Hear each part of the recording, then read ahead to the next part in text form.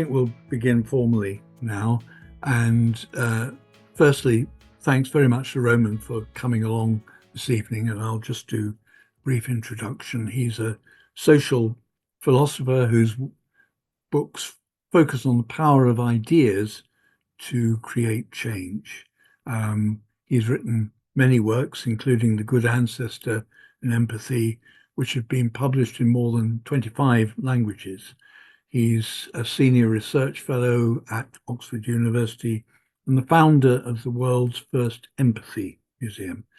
And we're here this evening talking about his latest book, which is called History for Tomorrow, Inspiration from the Past for the Future of Humanity, which is exploring what we can learn from the last 1,000 years of global history to tackle urgent issues that we have today, ranging from the climate crisis to the risks of artificial intelligence. So, Roman, thanks very, very much for coming along. And to begin this conversation, maybe you could just tell us a little bit about your, how you came to be where you are now, and your journey, and maybe also tell us a bit about some of the things you're doing at Oxford.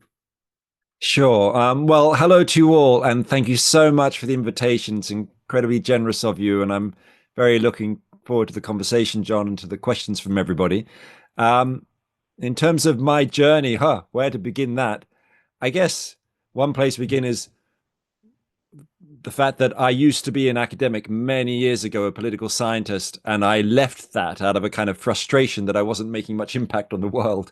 And one of the things I then did was I went and founded or worked in an organization called the Oxford Muse, spelled M-U-S-E, which was invented to create conversations between strangers. So I did things like organizing conversation meals where people from different walks of life would be invited along, and we give them a meal, but instead of giving them a menu of food, we gave them a menu of conversation with questions about life on it, like, what have you learned about the different varieties of love in your life?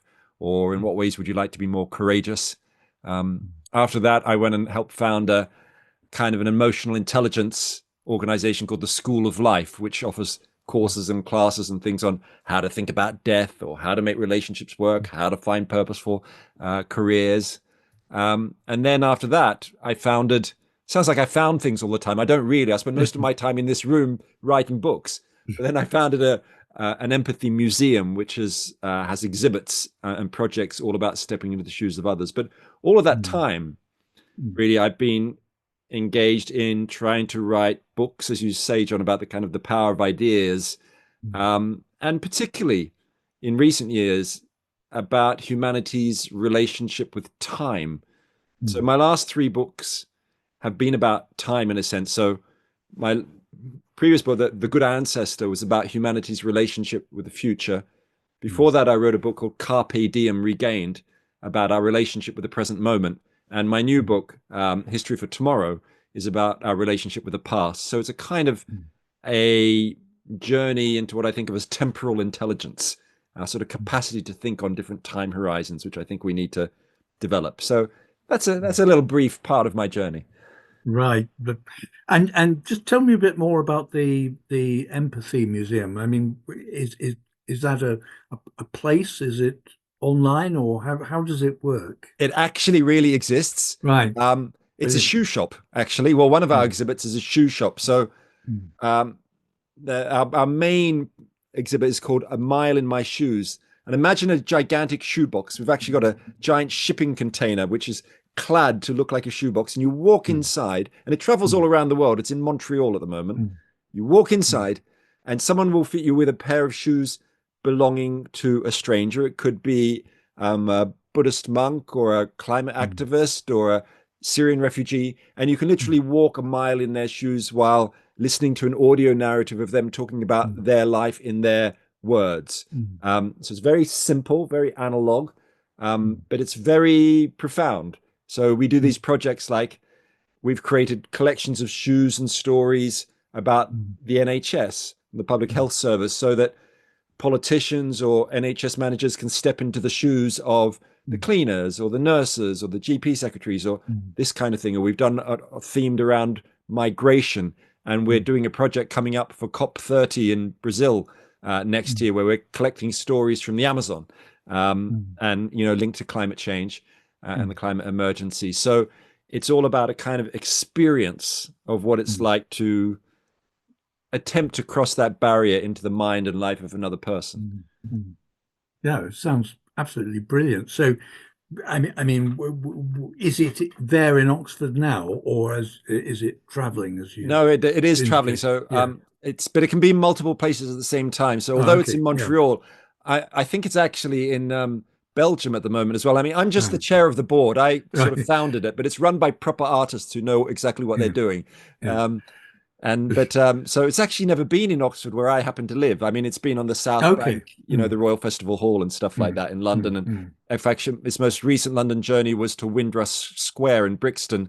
It was a project called 81 Uprisings, where we recorded the stories of people who were involved in, what used to be called the riots of the Brixton riots, but now the sort of uprisings, and trying to tell their stories and connect it to today's struggles around racial injustice.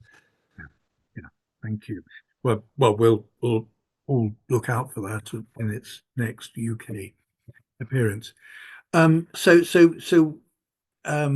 y- you've just written a new book, published a new book.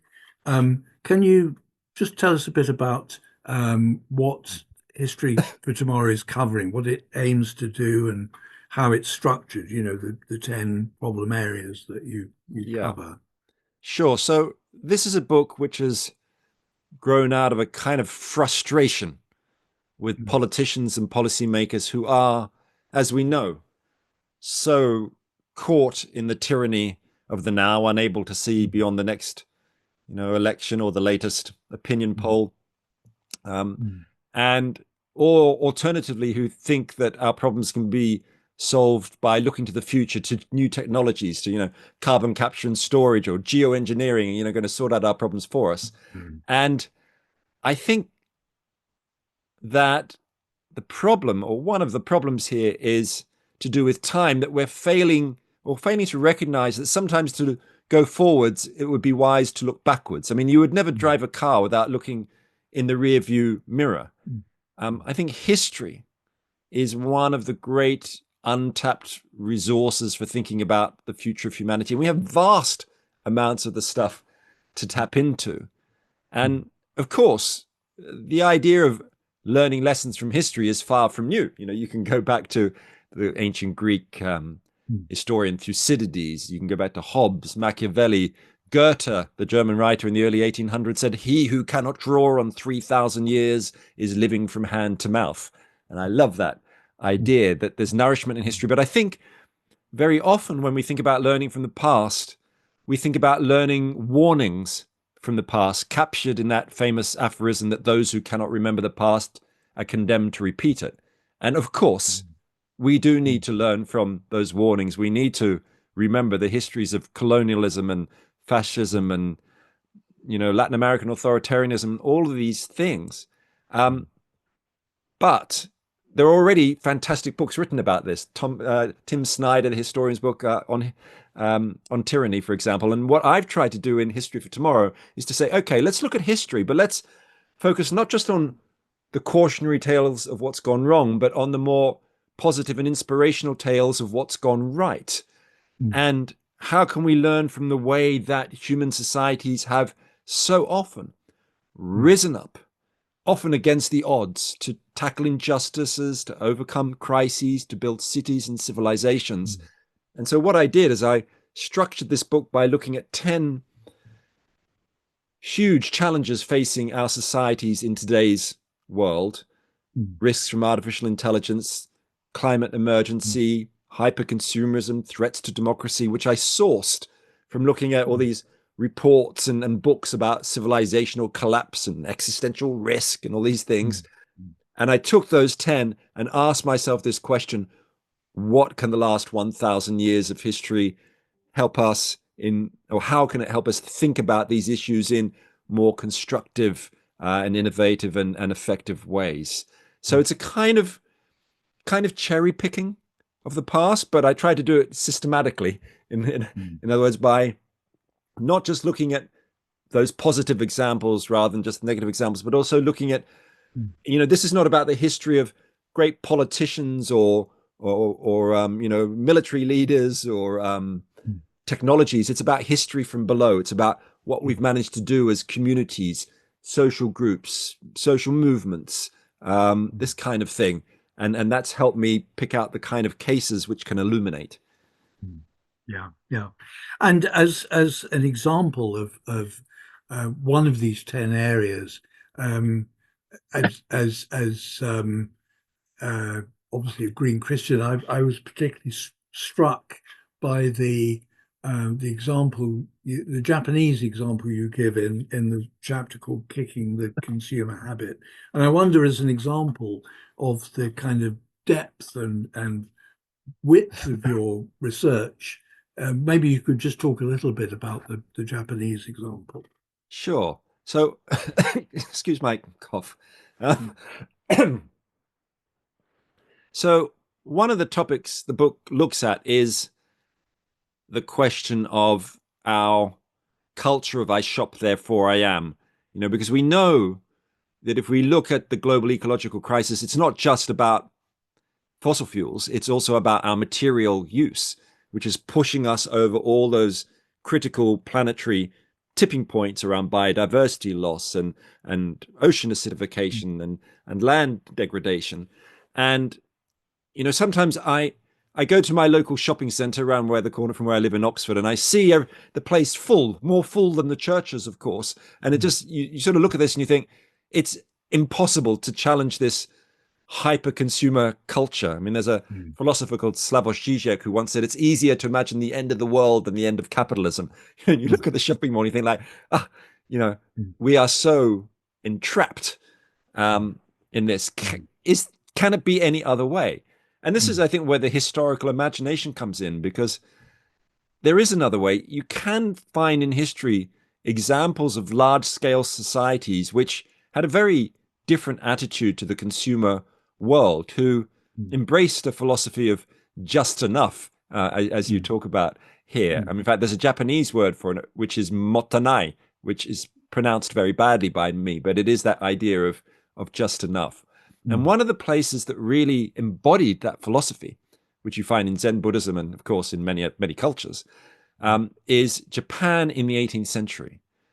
Now, just imagine for a moment you are standing on the old wooden Nihonbashi Bridge in the ancient Japanese city of Edo, now known as Tokyo. And it's around 1750, in the era of the Tokugawa shoguns. People are chatting in their lovely kimonos. They're laborers pushing cartloads of rice. People are rushing across to the fish market. Now, Edo, Japan was remarkable, not just for being a huge city of over 1 million people, which was far larger than London or Paris at the time. It was the world's biggest city. It also operated what we would today call a circular economy, where almost everything was reused, repaired, repurposed, and recycled. So you might have a kimono, and when it wore out, when the cotton cloth wore out, and remember, the resources were very scarce then, because at the time Japan was not trading with the outside world. So there were shortages of things like cotton and timber. So you'd have a kimono, and when it wore out, you'd turn it into your pajamas, and then you would later cut it up into nappies. Then you would use it as cleaning cloths, and you'd finally burn it as fuel. Or there was a tradition of patchwork that developed, known as boro, meaning tattered rags, where fragments of old cotton cloth were sewn together into garments, which were then passed on down the generations. In Edo, Tokyo, in the 18th century, there were thousands of businesses which were circular. So people would collect used candle wax to reform into candles. Down and out samurai repaired old umbrellas. Traders even went and collected and paid for your human waste, which then sold as agricultural fertilizer.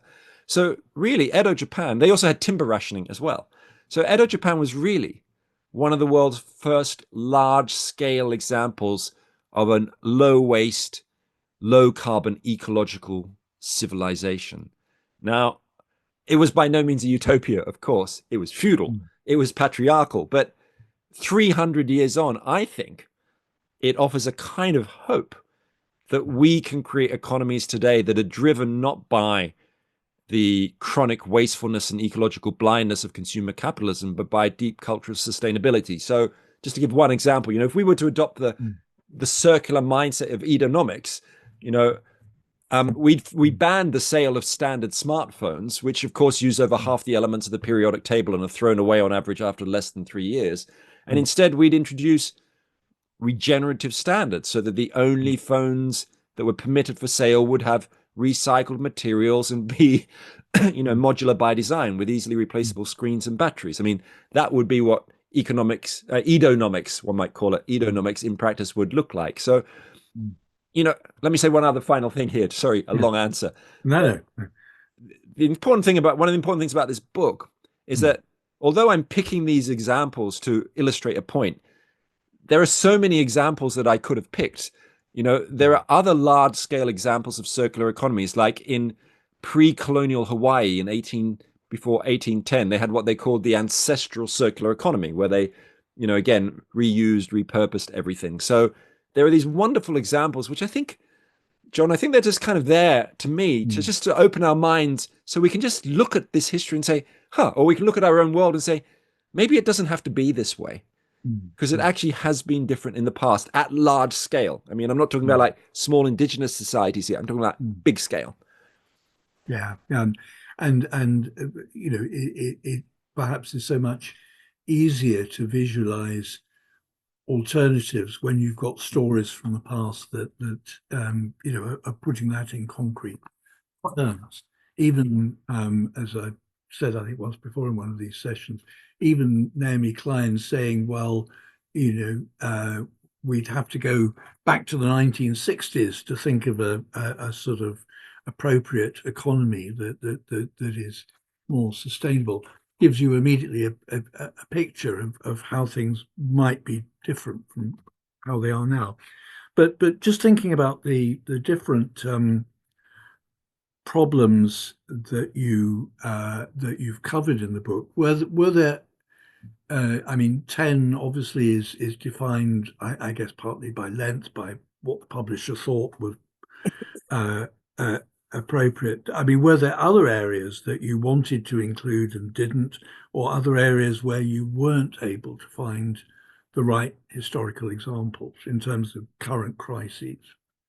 Yeah, I mean, it's a really important question because, of course, as a writer, one is,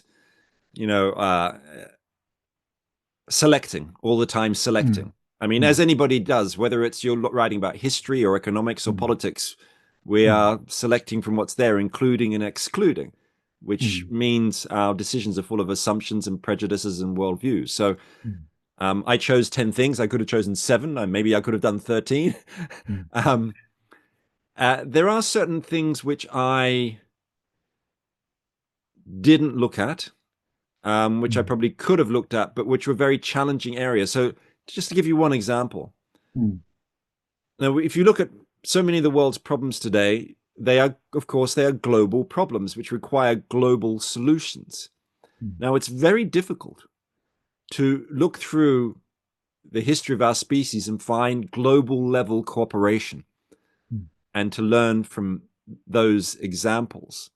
And of course, one can think of examples of sort of global agreements on things like the Montreal Protocol in 1987 on chlorofluorocarbons, to deal with the ozone layer, or in 1948, the Universal Declaration of Human Rights after the Second World War, which is kind of, in a way, more pieces of paper than areas of practice. Of course, they have been put into practice, these things, but it sort of feels a bit different, I think, when we look at these COP meetings around trying to get a global agreement on carbon emission reductions. It sort of looks like an impossible problem because not many people have a planetary consciousness, And I think it doesn't mean there's no history that's relevant here. I think there is, in the sense of, and I have written about some of that. So, and if you look at this, how human cooperation has developed through time at a large scale, it is quite extraordinary that maybe we used to live in villages or tribes, and then we built cities, and then we managed to create nations and empires and have larger senses of identity than our immediate families, for example, or communities or faith groups. But historically, those larger entities have normally emerged when there's been an outside entity, an outside enemy of some kind. So, national ideologies have thrived on having an external enemy. And the same with empires. And the problem with the climate crisis, in a sense, is that we don't have an external enemy of, an alien species who are bearing down upon us. And that makes it a particularly difficult problem to deal with, as we know. So I think that's definitely one of the areas where I found it difficult to write on. And then there's other areas where I chose not to write about them, like the issue of population. So yeah, maybe I could have had a chapter on population growth, but in fact, just in the practical sense, I spread that topic through different chapters because it seemed to be relevant to consumer culture, but also to the climate crisis and migration and those kinds of things. So, I can't pretend that I've just picked the 10 ultimate subjects to look at here, but I kind of went as broad as my brain could handle. Yeah, yeah, and probably ours too as readers. But I mean, one of the really impressive things about your book is just the width and the depth of the historical examples you're choosing from, ones that probably most of us have an awareness of, like the the various movements around the end of the slave trade, but then there's Djenné in Mali and the society that was built up there, and I visited Djenné and I wasn't aware of any of that. But can you tell us a bit about how you selected these specific historical narratives? Did they sort of immediately pop up in your mind, or did you have to do quite a lot of searching around before you came? I did a hell of a lot of searching around. Yeah, I mean, it took me 4 years to do this, and yeah. as I said earlier, I did start with these. My starting point was with the current world, with these 10 topics, and then to sort of work backwards and see what historical cases can illuminate and take into account those, trying to find positive examples and ones which involved a kind of history from below element. And trying to also spread them geographically as well.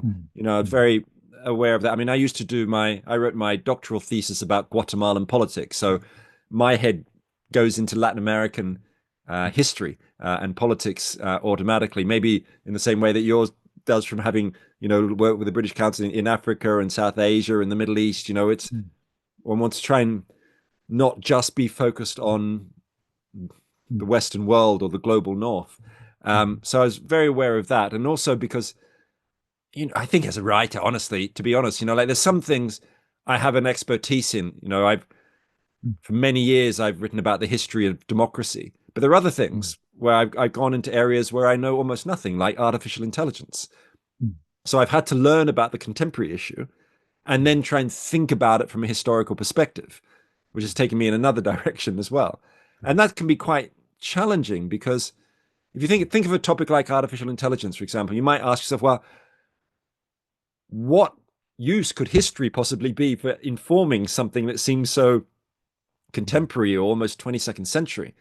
But I think what I've tried to do is sort of ask a historical question. So in the case of AI, I've asked myself this question. I said, well, one of the threats that people feel is that this AI could, take over humanity, destroy the world, etc. And I asked myself this question, like, have we ever created in the past large-scale systems that resemble AI in some way? Have we that can potentially get out of control? And I think the answer is clearly yes. In that chapter, I go back to the invention of financial capitalism in the Netherlands in the early 17th century, when they invented the first stock exchanges and public limited companies and marine insurance and the sort of apparatus of the financial system, which very quickly got out of control. And you had all these booms and busts and the Mississippi bubble. And then, of course, we know about the Wall Street crash in 2008. And I try to draw these sort of analogies, which is always a bit tricky to do historically. mm, But I think there are some very close kind of parallels. But I mean, just for example, on AI and financial capitalism, I mean, I think in the same way that the economic systems are prone to financial collapse, I think our modern information system, under the influence of the exponential spread of fake information due to AI, is prone not to financial collapse, but to reality collapse. So we already know about the fake, political videos and things like that, but this is just going to spread to fake stock market reports, fake legal contracts, and mm, how do societies sustain themselves when social trust disappears on that kind of level? There's a kind of mm, an information collapse or a reality collapse. So that's mm, partly how I started thinking historically about all these different mm. topics. Yeah, yeah. Thank you. And I suppose um, some commentators on the book might say, I don't feel this, but some might, that you're overly optimistic in your choice of stories. Do you think that's totally unfair? Do you think there's an element of truth there? Do you rebut it totally? I mean, how do you? I think it's fair to say that. I mean, but Mm, it's worth delving into that issue a little bit. I mean, mm, I firstly, I'm totally open about the fact that I've tried to focus on the good stories, not just the mm, nasty stories, the bad, mm, because, again, there's fantastic research. I mean, I did my PhD thesis on mm, genocide in Guatemala in the Civil War. mm, It's not like I'm unaware of the dark sides of humanity. mm, But at the same time, I don't see myself as a simple peddler of optimism. I mean, I like to mm, make a mm, distinction between optimism and hope. So mm, optimism, I think of as a sort of glass half full, everything's going to be okay despite the mm, evidence attitude. And I don't think everything's going to be okay. I think humanity is on a course for ecological and technological self-termination. This is what business as usual is going to take us towards. On the other hand, mm, although I'm not optimistic, I feel hope. And by hope, what I mean there is being being committed to the values and vision that you care about, even if the odds are against you. mm, Uh, and there's this wonderful historian who I quote in the book called Howard Zinn, an American historian, of a historian of social movements. And one of the things he pointed out is that if you look at the history of social movements, most of them have not succeeded, but some have, right? mm, Movements for independence in India or civil rights movement. And mm, his conclusion is when you look at history or when we are in today's world, we always need to act as if change is mm, possible. Those two little words are so powerful, as if. We need to act as if change is possible because, from what I've seen and what he pointed out, sometimes it is possible. mm, And this is where my hope comes from, not from a sort of sense that everything's going to be okay. So mm, I don't mind being critiqued for being sort of overly, too many positive examples. That's mm, the whole point. I mm, think we build our visions, not just in response to what's gone wrong, but in response to the possible. Like every mm. religion has Yeah. Mm, has offered a vision of the possible, mm. a vision of the future, something different, something better. And let's face it, this is pretty good for motivating human beings. Yeah, yeah. And in a sense, was it Augustine or Anselm? One of them said, credo ut intelligam, I believe that I may understand. And I think you're saying something similar, actually. Yeah, and I I think, think, yeah. I think that um, I mean, in this case, it's about a kind of an understanding of who we are, and a kind of which shifts our belief about who we are. We're not just rational economic man, self-interested, ego-driven. You know, Mm, there's pretty good evidence that we're good at cooperating on a large scale to mm, deal with crises, tackle injustices. But of course, mm, the narratives of modernity don't always tell us that or encourage that, or our educational institutions don't encourage that. If you go up the street to my kids' school, local state school in Oxford, it's it's full of lovely teachers, but it's also structured around competition and individualism. You mm, that's how exam systems work. They don't do their mm, exams in groups, working mm. together.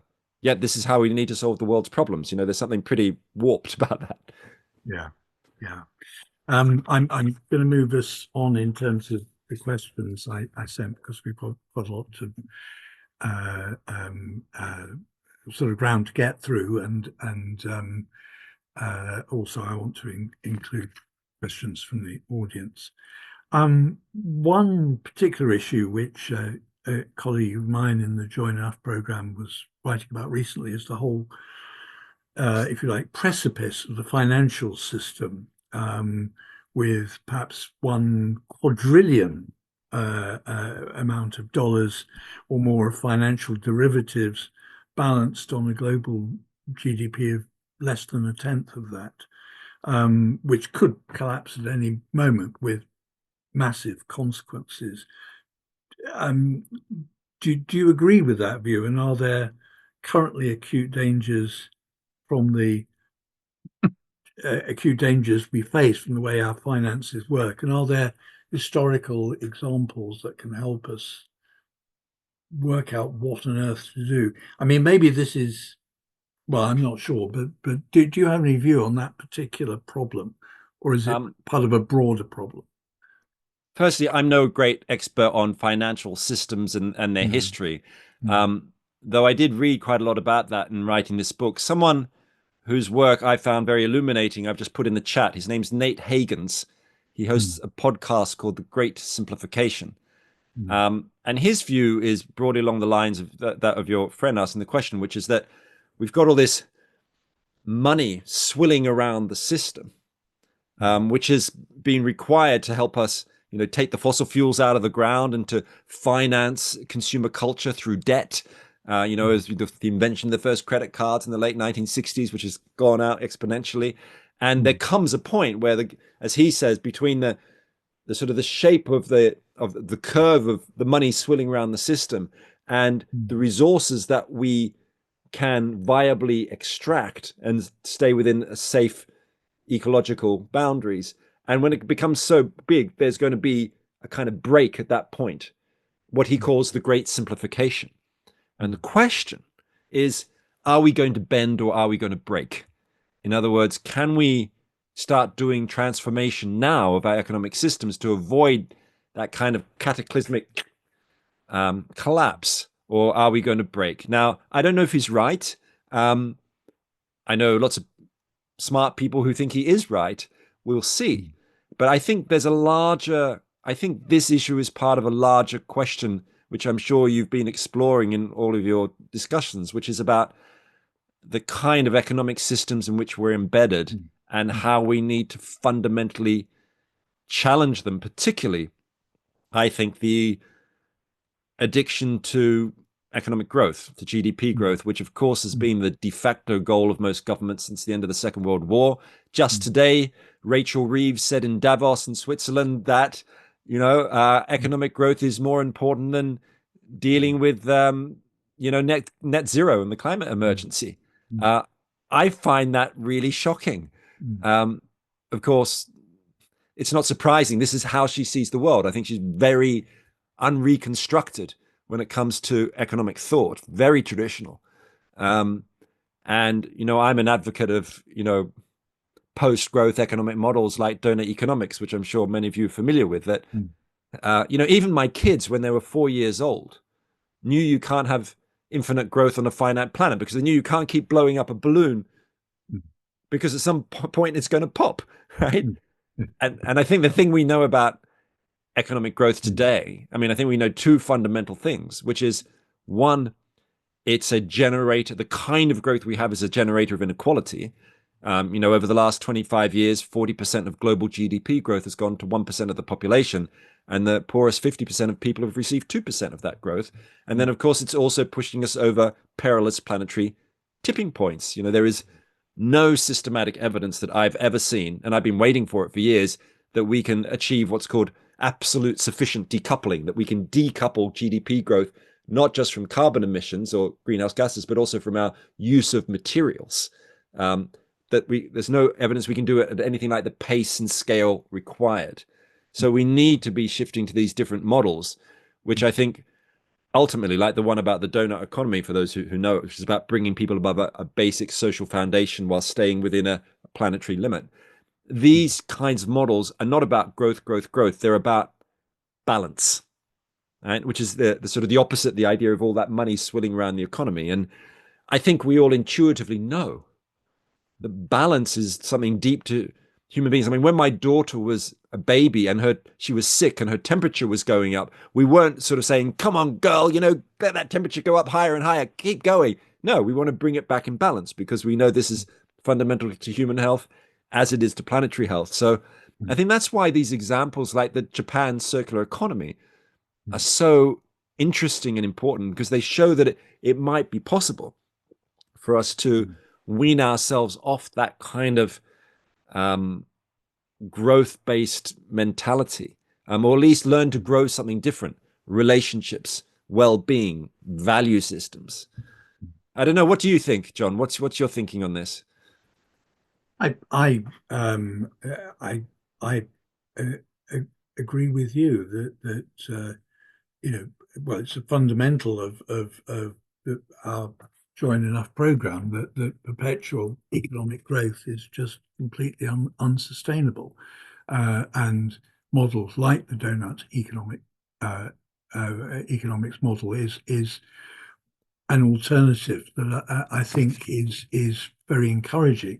From a Christian perspective, also, there's a whole range of teachings that just tell us, we're overshooting massively. We need to get back into a proportionate relationship with our planet and respect it properly. On the issue of because this is a Christian group, on the issue of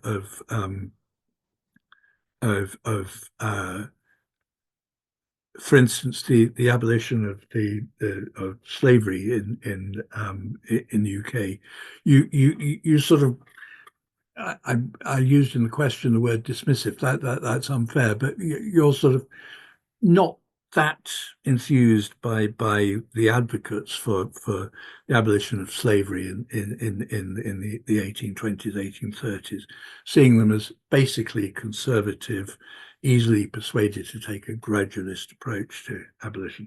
But are there actions by Christians or the church in the past which have led to radical change within the areas you cover or otherwise, and which could be part of history for tomorrow, in your view? Sure, absolutely. Oh, lots to talk about there. So, I mean, of course, through history, Christians have been some of the most radical change makers in human history, whether it's Francis of Assisi or Martin Luther King Jr. or, take your pick. I mean, just think the last couple of days, Marion Budd, Oh, yeah, the Episcopalian bishop in the US, what she said about Trump. I mean, Mm. she took a radical stance, and Mm. that's fantastic. Mm.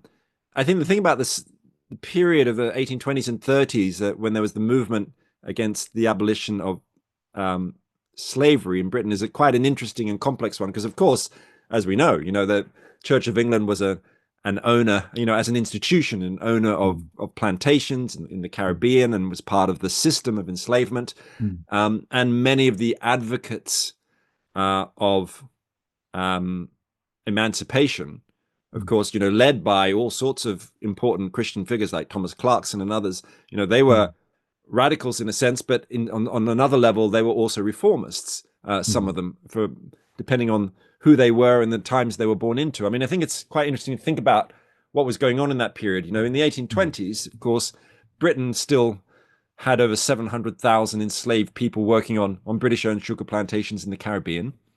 And at that time, many plantation financiers and owners, they made remarkably similar arguments to today's fossil fuel executives to defend their actions. They admitted often that slavery was morally wrong, but argued that even though it was wrong, if they were going to if they ended it too quickly, then the economy could collapse, because they were so dependent on slaves.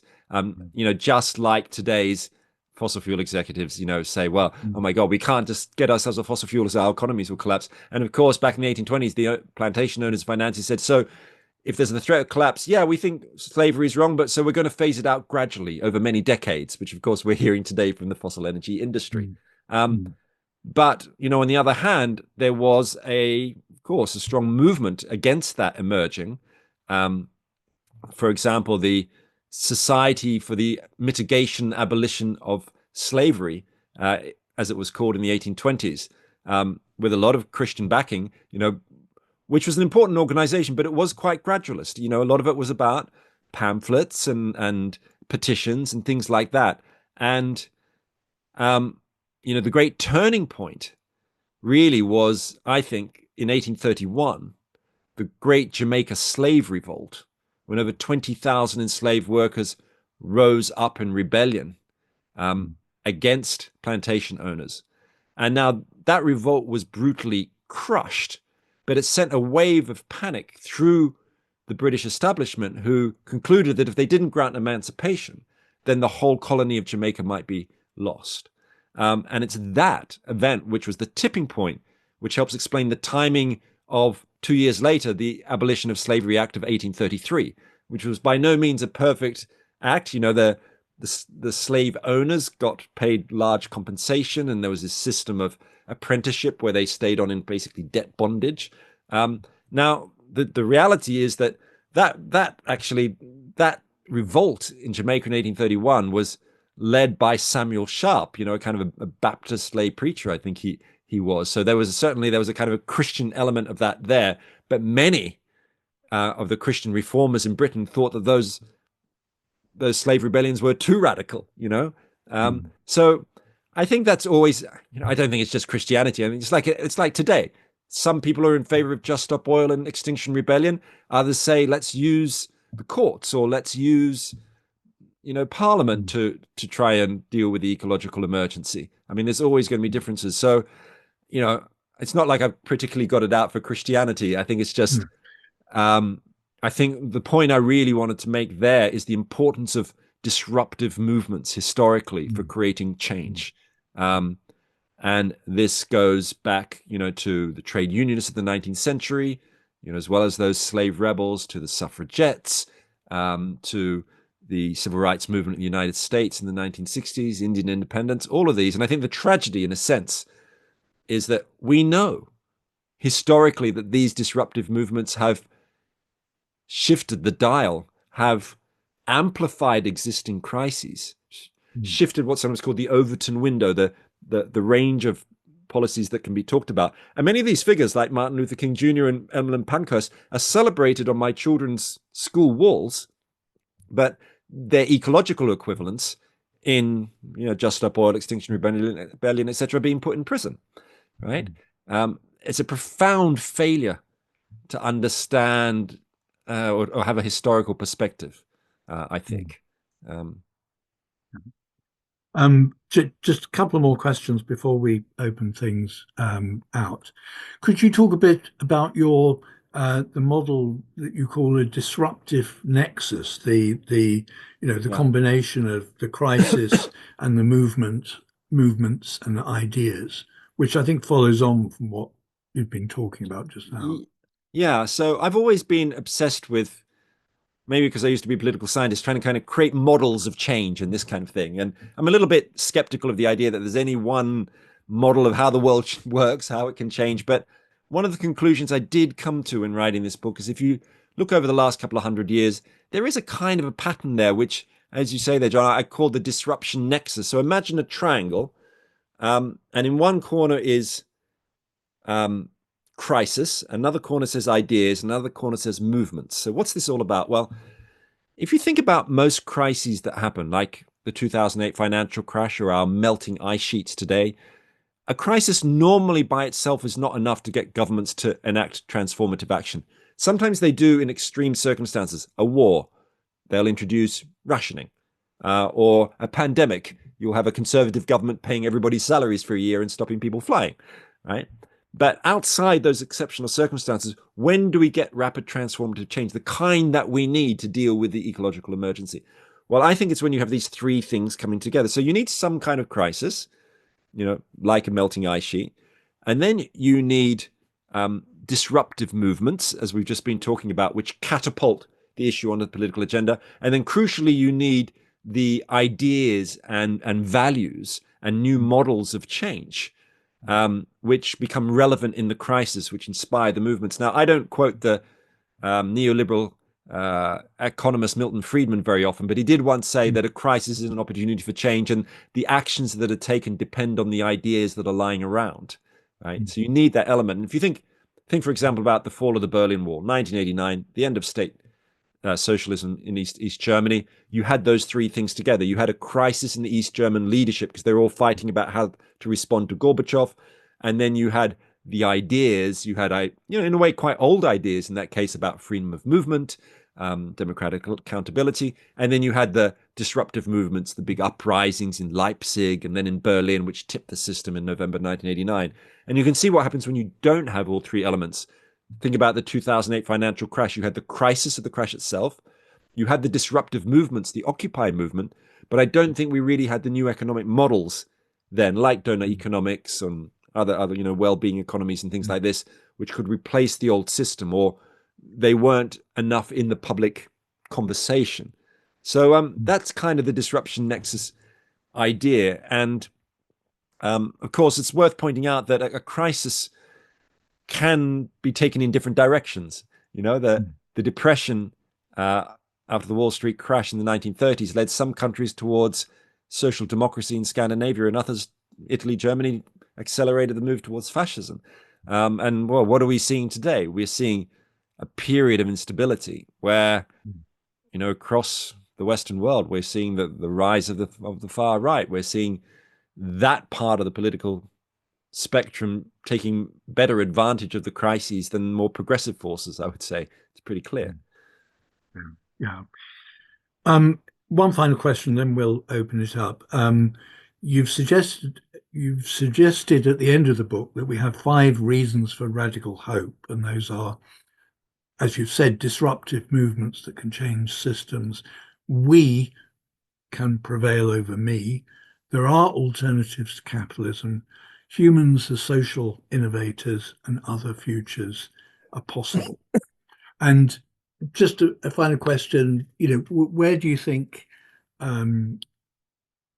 faith groups have a particular role in supporting those reasons for radical hope? Are there particular areas where you think faith groups have a particular importance? Yeah, absolutely. I mean, because human history has been shaped so much by values, and values, the greatest source of values in human organized, human history, recent human history, the last couple of years, a couple of 100,000 years, have been religions, of course. And it's clear we need to be challenging the hyper individualism that we've inherited from the 20th century, from neoliberalism, from self-help, from Freud, from all of these things. And I think there's certain areas where we need to expand our moral selves, where all religions, including Christianity, can play an important role. I mean, one area which I've spent a lot of time thinking about and working on is intergenerational justice, expanding our moral selves, expand the golden rule to future people and the planet they live on. Now, I think if you look at Pope Francis's his encyclical Laudato Si, he talks about intergenerational solidarity. I saw that as a very positive shift in narrative, let's say, because of course any religion is also a product of its times and the values it expresses. So the idea of trying to explicitly say, right, let's think about future generations, which is a challenging thing. I remember not that long after he wrote that stuff, I was in some seminars with Catholic action groups in Europe. And they were finding it very challenging because they'd spent a lot of their time working on traditional social action, poverty, anti-poverty things. And now suddenly, they're being told, we need to do all this ecological stuff and think about future generations. And I remember talking to someone from Poland saying, well, who is it, from the Catholic social action movement in Poland. And they were saying, well, this is actually really hard for us because the ecological issues are really associated with the left. And Polish Catholicism has a long history of connection with the right, and cool, this is hard stuff. But I think, I think that the larger point here is that faith has such an important role in reshaping the values that we need for the times that we are in. And let me just give you another. So I think that intergenerational solidarity, and I also think our connection with the living world. Clearly a narrative shift, let's say from dominion to stewardship, and then going deeper that and as far as we can go with those ideas towards some kind of sense of interdependence with the living world, as a kind of gift to be passed on. Clearly, there are ways that religions have a language around that, around the idea of the gift, for example, that can be passed on, that we need to draw on. I mean, just to give you quite an interesting example from a different religious faith perspective. So I got an email a few years ago from a Japanese Buddhist monk, and he wrote to me, said, "I'd like to translate your book, The Good Ancestor, whose subtitle is How to Think Long-Term in a Short-Term World." And I wrote back to him, I said, "Well, why on earth would you want to translate this book when you're a Japanese Buddhist, where surely in Japan and Japanese Buddhism, you have long, deep cultures of intergenerational connection and honoring?" And what he said, well, it's true that we do, but he said, particularly in Japanese Buddhism, we do a lot of honoring past generations and not thinking so much about future generations. And he said what he wanted to do was to help create a movement in Japanese Buddhism to extend the time perspective towards and connection towards future generations as much as honoring past ones. And in fact, he has started something called the Good Ancestor movement in Japan. So I think, again, faith groups have, incredibly important role to play. Equally, I'd say just one more thing. I think there's been a new religion which has emerged since the 1960s, which doesn't call itself that. And it's a huge decentralized religion, and it's called the Global Environmental Movement. And it has many different parts to it, and they all worship a kind of goddess, which is Gaia in some form. They worship planet Earth, and they don't always say it on their mission statements or web pages, and some are more radical than others. But I do kind of see it functioning effectively as a global decentralized religion. I mean, and of course there are, some religious groups which are actually part of that decentralized religion, but it's also got all sorts of secular organizations in it too. Yeah. I don't know. What do you think? What's your thinking on this? On the issue of where churches can or faith groups can support radical hope. I think most of these actually, I mean, other futures are possible is certainly something that's absolutely fundamental to any religious belief, and Christianity in its origins was, of course, a disruptive movement, and continues to be in certain contexts. So I think all these different areas, and we can prevail over me again. It's sort of, loving your neighbor is just sort of fundamental. So I think it's all of them actually. That's good to know. I'm pleased about that. No, it fits very well. But let's hear what others think. There are questions piling up on the in the chat, and there are also maybe people who would like to put questions. So what I'm going to do, I'm going to ask various people who put chat questions to just speak to them briefly. So I'm going to start with Colin McCulloch. Could you just speak briefly, Colin, to the question, or well, could you articulate what the question is that the chat is about, if you could unmute? Yes, thank you very much, John, and hello, everybody. And thank you so much, Roman, for a very interesting talk. I need to buy your book, clearly, and get into it. But what I was interested in, what you made reference to the disruptive movements of the past. And it occurs to me that they became effective usually when there was a sufficiently large number of the sufficiently influential people. So the middle classes who got behind the anti-slavery movement. I mean, the religious middle classes who got behind that. I think I'm right in saying that. And perhaps at the moment we see this problem that there isn't enough public leverage. What you get actually is phenomenal pushback.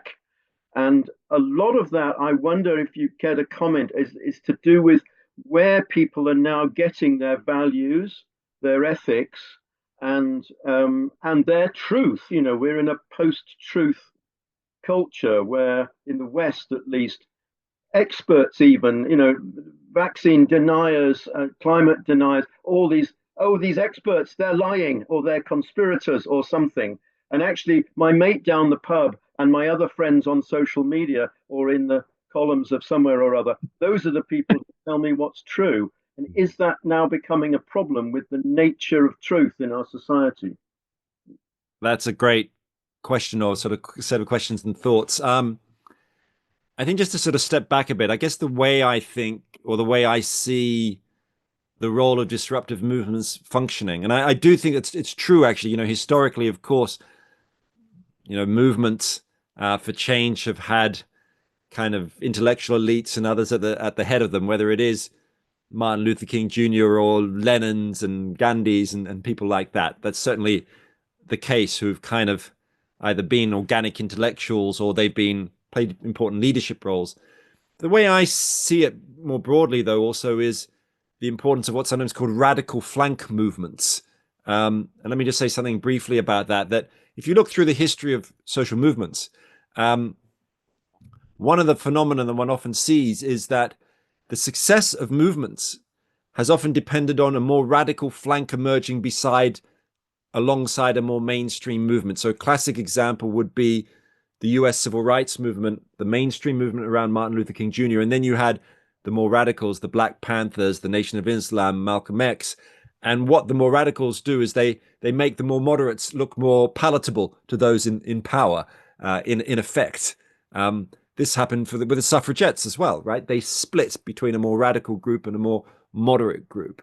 And this is what we're seeing today in the ecological struggles. You've got your Friends of the Earth and the more mainstream movements, and then you've got your more radical flank, Just Stop Oils, who often upset a lot of people, including my mother-in-law, right?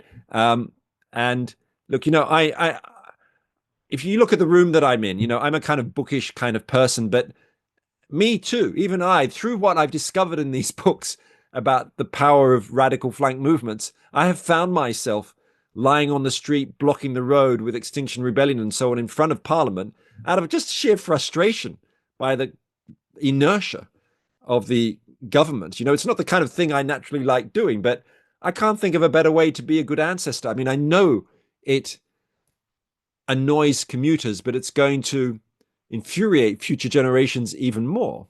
So I think that's part of the sort of the general form of what's going on. And then there's the question you raised, Colin, about the nature of truth in today's world. And this is where I am very petrified, actually, or terrified, let's say, about what happens when the sort of the information system on which your society's based starts to crumble away. I've just spent the last few days in Germany with leading sort of tech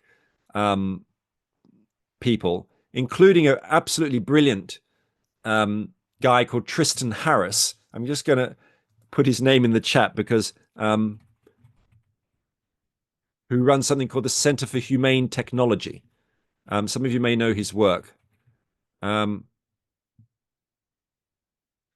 I really recommend looking up his work and watching an online video of his called The AI Dilemma. I'm going to put that in there. If some of you might know a film called The Social Dilemma, which came out a few years ago, which was a sort of critique of social media and its stealing our attention. He made that film.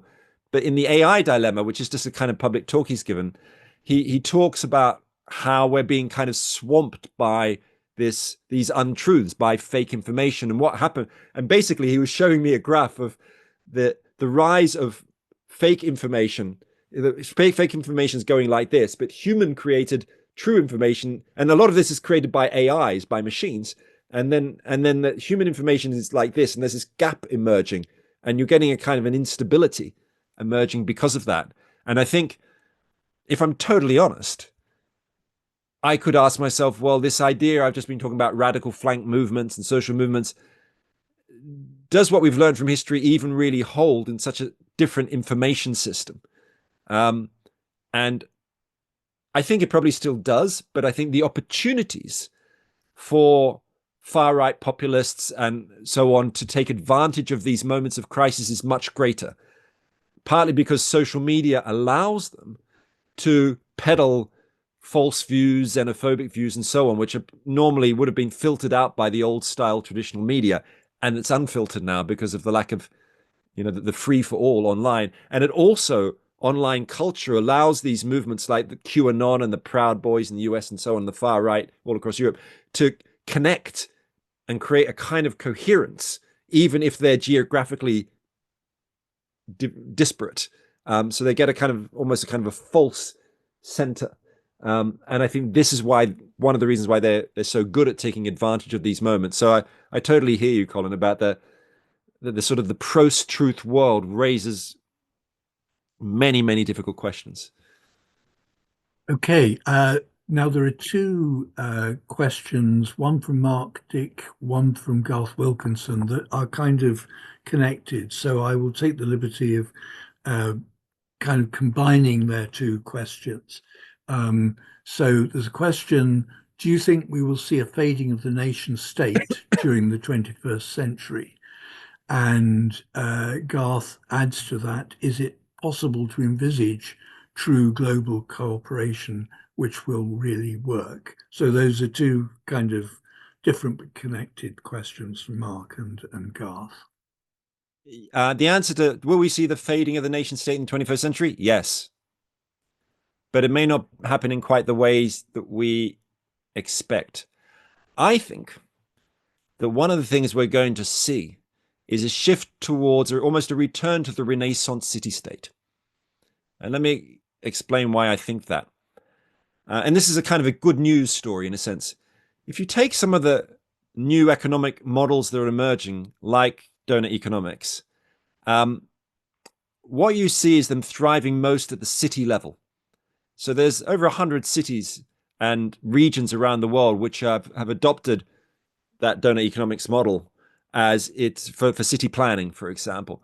Barcelona, Amsterdam, cities in Malaysia, Ipoh, in Colombia, in Canada, in Chile. And I think, I think we can understand why that is in a sense, because cities are often more responsive to their local residents than nations are. Cities are also great places. Cities rarely ever die. They're quite good at transforming. And cities are good at dealing with problems often. I mean, think of the sewers built in Britain in London in the starting the 1950s after the Great Stink of 1858. Sorry, when raw sewage had been dumped in the Thames, tens of thousands of people have been dying of cholera, and that's when they passed the emergency legislation finally to build the sewers, which were built twice as big as they needed to be for the population at the time. A kind of cathedral thinking, or a kind of sewer thinking, let's say, and so I see a lot of dynamism at the city level, and I think that we're going to see more and more power shifting towards the city regional level, because in a way, I think one of the best forms of governance we could be drawing on today or developing is the idea of bioregional governance. Let's say, if you think about it like a Renaissance city-state, but thinking about it can also be self-sufficient in food production and energy and so on. It might take some years to go there. I think we're also going to see the breakup of nation states in many ways, partly because the ecological and other crises are going to create so much instability. Just think there could be 1 billion migrants by 2050, according to some UN projections, 1 in 10 of the human population. Now, those people some of them are going to move within countries, but also between them. This is going to create enormous political instability. Who knows what that will do to the, political landscapes. So I see, a kind of a hope in a more decentralized politics. I think that's the direction we need to move in. And I mean, just look at Britain. I mean, I think I might be wrong with my stats here, but in 1998, Britain had no elected mayors, I don't think. And today there are, I don't know, 20 something. It's not a radical change, but something is going on there. As to the question of whether we're going to have a sort of global level, a true global level cooperation, no, I just don't think so. And I would love to say yes and feel confident in that. I think that the idea of kind of developing a planetary consciousness is going to remain a minority sport. It's just too difficult, I think, to create a sense of true global community. And I'm not saying people shouldn't try to do that. I just think it's much more likely that we're going to see the progressive stuff coming out of these more local levels, which one of the ways I think about it is a kind of like I'm not quite sure what the analogy here, but it's sort of like healing different parts of the planet in different ways at different times. I think we're unlikely to do it all in one go because of all sorts of collective action problems, that nations have too many near-term interests, which is going to stop them making global cooperation happen. And I'm not against talking about the great global brotherhood and sisterhood of humankind. And this is kind of what I teach my children, right? But I can't see us having very effective, large-scale global institutions. I think what could happen, and this is just speculative, is that you get bilateral agreements between, say, the EU and China. Let's forget the US for the moment, maybe some other large countries, Brazil or others, and that then these can create a cascade where you effectively move towards getting something like a global agreement on, carbon reductions or something like that. I think it'd probably emerge through bilateral agreements rather than everybody sitting down saying, right, let's all sign a piece of paper together and agree on drastic emission cuts. Okay, there's a comment or a question rather, another question from Garth, who says, isn't a difficulty that the environmental challenge is a polycrisis, technically a quote wicked problem unquote, which has no simple solution? How can we try to deal with this? Yes, I mean, I think all these crises, of course, are interconnected. And there's many ways to think about the nature of those interconnections. Call it a polycrisis or a metacrisis, an omnicrisis. There are different terms around, but I think the fundamental thing here is these things can't be separated. So as I was just mentioned earlier, I've just been with all these tech people the last week at a big tech conference in Munich. A lot of AI experts there. And one of the things which was coming up was the way that AI is, I think, actually probably going to accelerate a lot of our existing problems, because AI is a kind of what you might call an omnimodal technology. And by that, I mean it's a technology which can be attached to other technologies. So you can use AI to help, find cancer in, hospital patients more effectively. Great. But it can also be used to find more oil and gas. So its role is, because it's being born into the kind of world that we're in, it's going to exacerbate the existing problems that we have. That's how I see it. Unless it's regulated in incredibly effective ways, which doesn't seem to be happening. So that's just one way, crises are interconnected. Or of course, parts of the ecological crisis are connected with each other. The more trees we chop down, the more CO2 we need to draw down, because those trees aren't acting as a carbon sink. So that raises a question of, how do you tackle everything that's connected? And in a fundamental, in a sort of sense, I think there is a way of thinking about that issue. And I'm not saying this is going to satisfy you, but when you read out those sort of 5 big takeaways from my book, one of them, that we can prevail over me. On some fundamental level, I think that the root cause of so many of our crises is the me rather than the we. In the 14th century, there's this fantastic Islamic historian called Ibn Khaldun, and he wrote a book called the Muqaddimah in the 1370s. And if you look in that book, there's a word that occurs over 500 times. It's this, it's asabiya. And asabiya is an Arabic term meaning collective solidarity or group feeling. And he studied the rise and fall of civilizations. He wrote his book in a crumbling Algerian castle, and he saw decayed civilizations all around him. He was a bit like Edward Gibbon, but a few hundred years before Gibbon wrote The Decline and Fall of the Roman Empire. And Ibn Khaldun basically concluded that what made civilizations thrive was this collective solidarity, the social glue of asabiya. And what made them fall apart was when that asabiya was eroded by things like inequality. And one of the things that there are two key things which really created asabiya. One was the external enemies, which bound societies together, and the other thing was religious values, right? Which could bind societies together.